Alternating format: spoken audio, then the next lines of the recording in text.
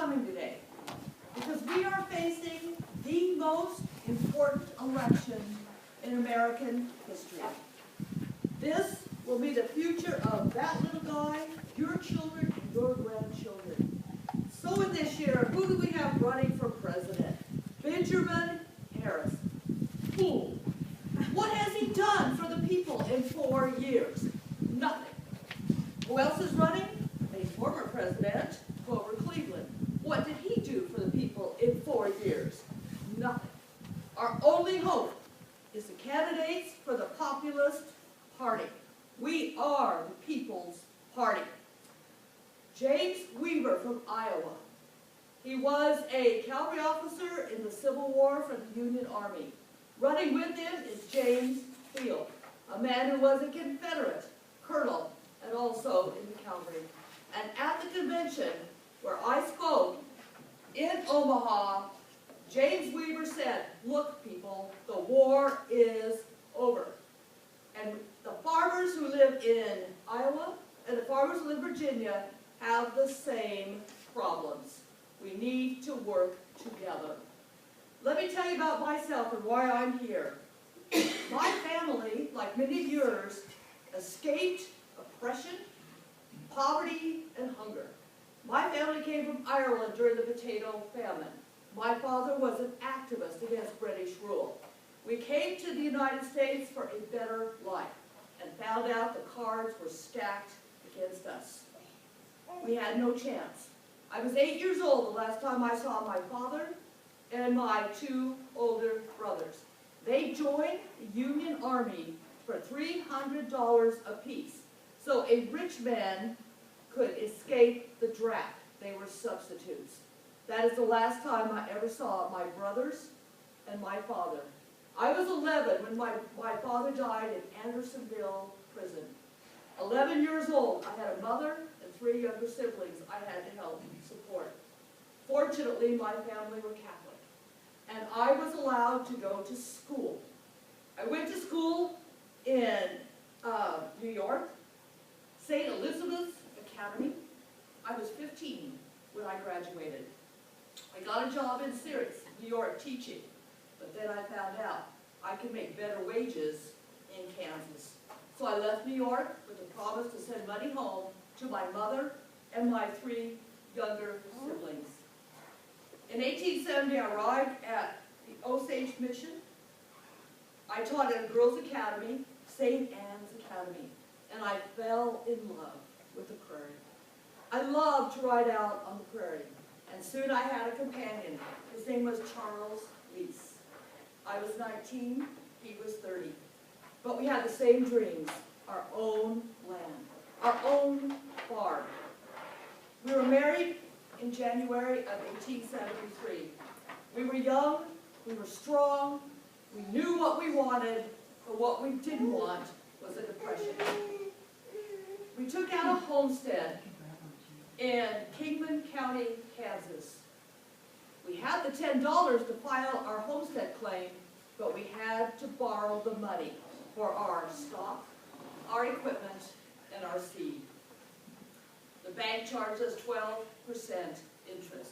We would have been fine if we could have got a crop in. We built a dugout. We worked so hard. I only saw Charles once a day when I took his lunch out to the field for him. I started wearing black because it was the only color that didn't show the dirt. I had to haul water. I had to pick up dry manure so that we could burn it. We put in a crop, wheat, corn, and rye. It was a minimal crop, but it was a crop. And then we shipped it. The railroads charged us a bushel of wheat to ship a bushel of wheat. Half our crop went for the freight charges. The next year, 1874, as many said, it was a good year, but only for the grasshoppers who came through the end of July and ate everything. Even the green stripe out of my kitchen curtains, such as my kitchen was in the dugout. The bank was about ready to foreclose on us. So we packed up and moved to Denison, Texas, a frontier town that supposedly had a lot of promise. My husband was a druggist. went back to work at the drugstore. I took in laundry. I did whatever I could to help feed my family. We tried it again. 1883, the Depression was over. We went back to Kingman County. A lot more people were there, but they were different people because most of our neighbors had also failed. We failed again. We left brokenhearted. Behind us, we left 2 babies and been buried. We moved to Wichita with our 3 children. I took in laundry and I studied the law. I was a lucky woman. I could read and write. I studied the law and I passed the bar, becoming one of Kansas' first women attorneys. And during this time, I had time to reflect. Why did we fail? Did we not work hard enough? We could not have worked harder. We failed because the cards were stacked against us. Unregulated banks, unregulated railroads with outrageous, shocking freight rates. Everything was stacked against us and other farmers. And what help did we get from the Republicans and the Democrats? Nothing. Nothing. They only care about big business. Why do you think the Santa Fe Railroad offices are across from the state capitol in Topeka? We know why, because that's where the seat of government is in Kansas. We had brothers who were also suffering, and they were labor, working 12 hours in the mines, no safety standards, no right to organize. They joined with us, and we formed a new party called the People's Party, or the Populist. 2 years ago, we held an election. An editor in Topeka said, "This new party is a joke." You know what? After the election, he said, "I'm not laughing now." We sent back to Washington, D.C. 5 out of 7 representatives who were populist, including a friend of mine. His name is Jeremiah Simpson. Jeremiah Simpson from Medicine Lodge was speaking against his opponent, a banker from Wichita. And he said, "Look at my opponent. He is so wealthy that he wears silk underwear." Well, the papers, who are cowards, would not publish underwear, so they changed it to sockless. And Jerry became known as Sockless Jerry Simpson. And then we went after another culprit. His name is Senator John Ingalls. He was a senator from Kansas for 3 terms. And what did he do for the farmers, labor, and the people of Kansas? Nothing. And so, because he was elected to the legislature, we lobbied hard. I spoke out against him every chance I got. And guess what? He did not go back to Washington. He was the majority leader of the Senate, and he was being considered by the Republicans for the next presidential run. He stayed home, and neither of those things happened. William Pepper, an honest man, a populist, went back to Washington, D.C.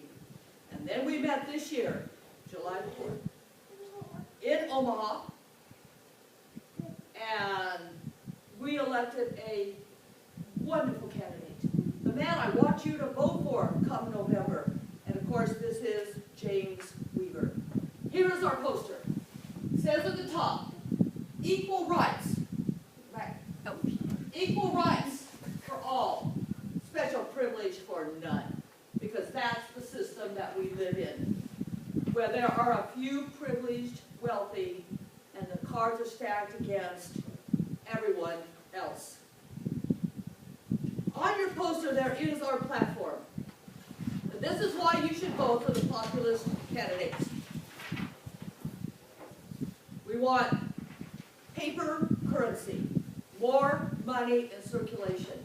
If we can create inflation, we will be able to get out from under those huge debts. Yes, we know that we will have to pay more for what we buy, but if we get more for our crops, then we can get out from under debts. We want to add to that with free and unlimited coinage of silver. For every gold dollar put in circulation, we want 16 silver dollars. Not necessarily silver, but silver-backed paper money. We want a graduated income tax, so rich people like Rockefeller, J.P. Morgan will pay their fair share. Graduated, they should pay at least 38, 40, 50% of their income for the good of the people. We want economy and honesty in government. Do we have that now? If you think we do, you are very, very naive. We want the government to own all public utilities, especially the railroads, and be operated for the public good. For the public good. Railroads who have 10 million acres granted in this state alone, 116 million acres in the United States, they're still sitting on the best of that land. If they're not using that land, they should not be holding it for speculation. It should be opened up for homestead. The census of 1890 said we have no longer a frontier. There is no land. There is no land to homestead. And the railroads are sitting on some of the best land. Should be opened up. Opened up for people, for farmers to have a chance. We want an Australian or secret ballot. Nobody should know how you voted. Right now, everyone in the room knows, and you can't split your ballot. You have to either vote for all the Republicans or all the Democrats. Nobody should know who to reward and who to punish for how you voted. We need an increased pension for Civil War veterans, and especially their widows. The war ended in 1865, and there are a lot of women who are now widows with no means of support. They fought for this union just like my brothers and my father, and they should receive a pension to survive. For our brothers in labor, we want to restrict immigration. We are a country of immigrants, but so many people looking for jobs drives the wages down. It is not right that a man, a single wage earner, makes $500 a year, an unskilled labor. It costs $600 just for a family of four to survive. We have to get the wages up by having a decrease in the supply of cheap labor. For our brothers who are working in the mines and factories, 8-hour work day. If you work a 10-hour day, you are much more likely to be injured the 9th, the 10th hour. Some of our brothers work 12-hour shifts. They are more likely to be injured after the last hours. 8-hour workday. We had brothers who once tried this with the Knights of Labor at a place called Haymarket Square. The 8-hour day was crushed. We want it back. We want initiative and referendum. Initiative means that we can initiate legislation. We would have a petition drive. And in that petition, if 2% of voters said, yes, we want this bill on the next election ballot, we bypass the legislature and the people will decide laws that the legislature doesn't have the courage to pass. The first one in Kansas should be railroad regulation. Referendum is where you strike down in the same process. A petition drive, 2% of voters will vote. And if they don't like that law, it will go on the ballot and the people will decide, let's get rid of that unpopular law. And it is gone. We bypass the legislature to initiate legislation, to get rid of legislation. One term for president and vice president. When a president runs again, who do they owe for that next 4 years? Not the people. They owe the people that sent them money and the special interest. One term. 4 years is enough. Enough for any president. In Kansas, our senators are elected by the legislature. What do they owe the people of Kansas? Nothing. They owe the state legislators. That's all they care about. We need to directly elect our senators. Some states always have, like Illinois. Kansas has not. We need to directly elect people to go to Washington and speak for the people, not the bankers and not the railroads. Tariff reduction. When we put a tariff, or the federal government puts a tariff on imported goods, other countries retaliate and they don't buy American farm products. We have bins of wheat rotting because we can't sell our crops. You know what that does to farmers? It's devastating. We don't want a tariff. And everyone in this room, if you buy a Dresden teapot, you pay more for it because we're protecting American industry. Enough is enough. And women's suffrage. Why should women have the right to vote? It makes no sense. When they wrote the Kansas Constitution in 1859, a woman addressed them. Her name was Clarina Nichols in 1859. She said, gentlemen, you have a chance to make history here. Give women the right to vote in state elections. The gentlemen were very sympathetic. They said, we have had 3 constitutions already turned down by the United States Senate. And so, we cannot put in such a controversial provision. Women do not have the right to vote.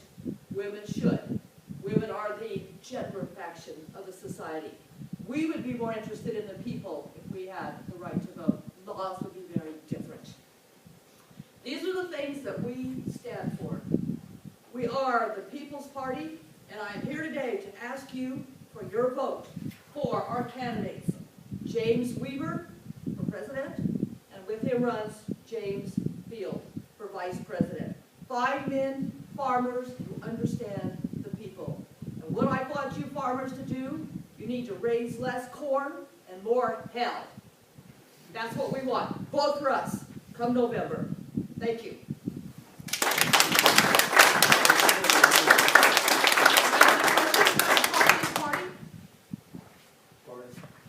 How did the election turn out? How did they fare? James Weaver will receive 1 million votes, but will lose the election. It will split the Republican vote, and Cleveland will have another term. Cleveland did not want to be president particularly, but his wife wanted to be first lady. 10 days after he took the oath of office in March of 1893, the Third American Depression began. And of course, he is blamed. And there were death threats against not just him, but his family. This is the first time a family has to have Secret Service protection. His wife looked out the window, and there was a bunch of tourists out in the lawn by the Rose Garden, which is now the Rose Garden, passing their baby around. That little girl's name was Ruthie, and they called her Baby Ruthie, and a candy bar was named after her. It was not named after Babe Ruth, the baseball player, but scared her to death because there had been death threats against the entire family. It was such a severe depression. The last one was only 10 days earlier, or 10 years earlier, and so it was devastating, devastating. So, and of course, we'll have one more in 1929, and it will last 10 years. Most of them last about 3.5 to 4 years. She must have had a strong reason for wanting to be first lady to convince someone who did one. She did. What was that? Cleveland came to office as a bachelor and got very tired of being in the newspaper constantly. President Cleveland was seen with Miss Emily Johnson on their wedding plans, and so he married his ward. Her name was Frances Folsom. She was 23 years younger than him. They were married toward the end of his term, and so she only got to be first lady for a very, very short time. And so she thought, she just was sorry when he, she lost that 4 years, and so she worked on him to run again. And he was very hesitant to do it, and of course it couldn't have been worse. And when they left the White House in 1897, they called it the prison. They were so glad to leave. They were very, very hesitant to go out in public because of the death threats against the family. Every railroad in Kansas went into receivership in that depression. It was severe. If you held on to your land in 1873, a lot of people lose in 1893. But it was a serious, serious depression. Kansas will lose about 30% of its population. People just pack up and leave. In God we trusted. In Kansas we busted. This was the same. So, what happened to you after the election was lost? Did you practice law? Did you get into politics at all? well, I really wanted to be the first woman president. But of course that was unreachable. I went on and campaigned, spoke a lot, and practiced law. Unfortunately, my husband was not as pleased with my political activity, and in 1902 we did divorce. It was very controversial at that time. A lot of people, and of course a lot of people don't like me because I'm very outspoken. Some of them call me Mary Yellen instead of Mary Elizabeth. Very hurtful, but I have my opinions. I've been there, I've suffered, but I did spend the rest of my life until I retired practicing law and political activism, also for women's suffrage. Unfortunately, I won't live to see women gain the right to vote in 1919. What was the future of the People's Party? Oh, in 1896, we made a fateful decision, very fateful decision. Instead of running our own candidate, we joined with the Democrats and supported William Jennings Bryan. He was a powerful speaker, man from Nebraska, but he lost the election. He spent $250,000 is all he had on his election. His opponent, William McKinley, supported by big business, spent as much as $1 million to $2 million. McKinley was obviously going to win. He did not campaign. He sat on his porch. And William Jennings Bryan, who will run another time, will be defeated. And we never recovered from joining with the Democrats. Our party gradually, our ideas, our progressive ideas were taken over by the progressives, especially the Progressive Party, or Progressive Republicans under Theodore Roosevelt. We will have probably the best governor that Kansas ever had, and that will be Walter Stubbs, who was a Progressive Republican. We do elect 2 populist governors, Lorenzo Llewellyn and John Leedy. We will at one time control the House of Representatives in Topeka, the Senate, the Supreme Court, and the governorship. But that doesn't last. And gradually, because we never could get the widespread support of the Republicans or the Democrats, we will gradually fade. We also run into, in 1898, we are in good years. And farmers are much less politically active in good years. The Populist will disappear, and their ideas taken over. The Progressive Republicans will eventually give labor the rights to organize and also the end of the injunctions against strikes. And so we will just die. Very, very upsetting. I will go on and be active in the Democratic Party because that's where my roots were. I will fall away from my Catholic faith because I didn't see how God did anything to help people like you. Took 2 of my children, twice we failed, and I do eventually fall away from even my faith and my party. So, any other? By the way, William McKinley will die in 1900, and I'm going to send this out to the campus. With the anniversary of Kennedy's assassination, every president elected in a year that ends in 0 from 1840 to 1960 will die in office. It's called Tecumseh's Curse. And I found it on my desk to send it out last November, and I finally found it, so I'm going to send that out. It is interesting. McKinley knew he was cursed. I mean, he didn't take it seriously, but the man who was his advisor, Mark Hanna, did, and tried to keep him from going out in public very often. And of course, he did, and was killed. But you know, think about it. 1840, William Henry Harrison. 1860, Lincoln. 1880, Garfield. 1900, McKinley. 1920, Harding. 1940, Roosevelt. 1960, Kennedy. And then Reagan almost died in 1880. And then Bush, I don't think there was ever an attempt at a suit. Yeah, he did. Was the Prohibition movement active while you were living, or did that come after? Absolutely. Kansas, in 1878, will elect a Republican named John St. John. John St. John ran on the platform, if I am elected, Kansas will be dry. And in 1880, after Maine, Kansas was the second state to go dry. And everybody quit drinking, right? Well, they made the mistake of letting the counties enforce the law. So, the 1st of April, every saloon owner went to the courthouse and paid his fine. $1. $1. Crawford County, where Pittsburgh is, didn't even bother to enforce the law. John St. John will go run on the probationary party, which was a fairly active political party. And by the way, I am for temperance myself, demon rum.